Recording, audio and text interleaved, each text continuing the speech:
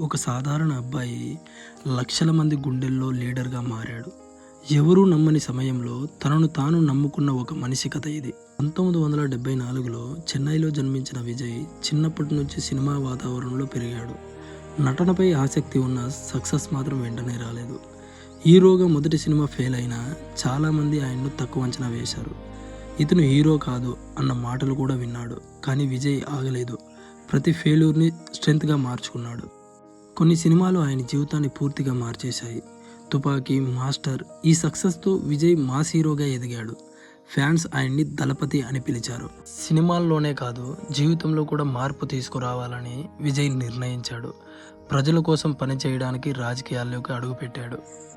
విజయ్ కథ మనకి చెబుతుంది, ఫెయిల్యూర్ అనేది అంతం కాదు, అది సక్సెస్ మొదలు. మీరు కూడా స్టార్ట్ చేయండి. ఇలాంటి మోటివేషన్ వీడియో కోసం సబ్స్క్రైబ్ చేయండి.